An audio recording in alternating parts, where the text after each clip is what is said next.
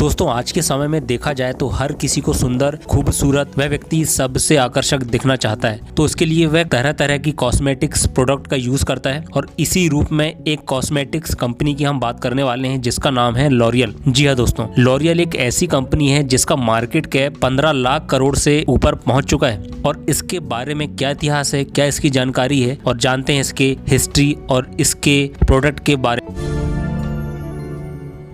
तो hello everyone, welcome back to एजी2वर्स for you. दोस्तों आज की टॉपिक में हम कॉस्मेटिक्स कंपनी लॉरियल के बारे में बात करने वाले हैं। सौंदर्य उत्पाद बनाने वाली दुनिया की सबसे बड़ी कंपनी लॉरियल न सिर्फ भारत बल्कि दुनिया के 150 देशों में अपनी पहचान बना चुकी है। तो दोस्तों जानते हैं इसकी शुरुआत कब हुई और किस तरह से यह आइडिया आया। दोस्तों लॉरियल के संस्थापक यूजीन पॉल लुई शूलर को माना जाता है। वह एक फार्मासिस्ट थे और एक दिन उनकी लैब में एक पारसी हेयर ड्रेसर ने सिंथेटिक हेयर डाई बनाने के लिए उनसे कहा था। उस समय फ्रांस में अधिकांश महिलाएं बाल रंगने के लिए डाई का इस्तेमाल नहीं करती थी क्योंकि उस समय की डाई से सिर की त्वचा को काफी नुकसान पहुंचता था। इसे यूजीन ने बिजनेस के अवसर पर देख लिया और खुद अपने बालों पर विभिन्न प्रकार की डाई का प्रयोग करने लगे। लगभग 2 साल के प्रयास के बाद में 1909 में उन्होंने पहली सफल और सुरक्षित हेयर डाई बनाने वाली कंपनी बनाई। दोस्तों कंपनी का नाम एक फ्रेंच था। लॉरियल उस समय फ्रांस की एक लोकप्रिय हेयर स्टाइल थी। इससे प्रेरित होकर कंपनी का नाम भी उन्होंने लॉरियल ही रख दिया। अमेरिका की महामंदी के बीच फ्रांस में सुधारों का दौर चला। ये करीब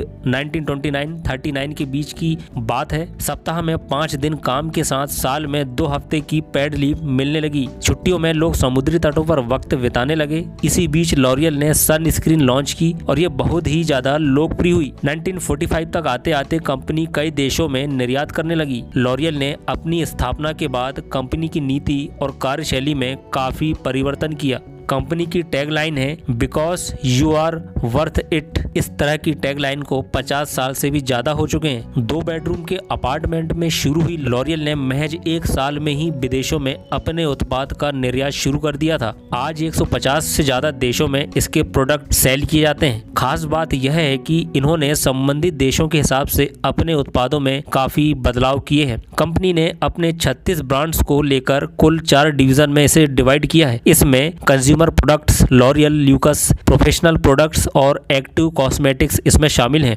इसके अलावा बिजनेस सेगमेंट में skin care and sun protection, makeup, hair care, fragrance और हेयर कलरिंग और अदर ऑप्शन इसमें अवेलेबल हैं। कंपनी का सबसे बड़ा बाजार यूरोप है। लॉरियल पिछले कई सालों से हर साल औसतन 500 पेटेंट्स अप्लाई करती है। इसका मतलब यह हुआ कि रोज एक पेटेंट अप्लाई होता है। दोस्तों फ्रांसवा बेटनकोर्ट मेयर्स जो कि 69 साल की एक महिला हैं, लॉरियल के संस्थापक यूजीन की यह पोती हैं। 1997 में लिलियन बेटनकोर्ट के निधन के बाद में मेयर्स ही कंपनी संभाल रही हैं। हालांकि फिलहाल निदेशक मंडल में वे वाइस चेयर वुमेन हैं।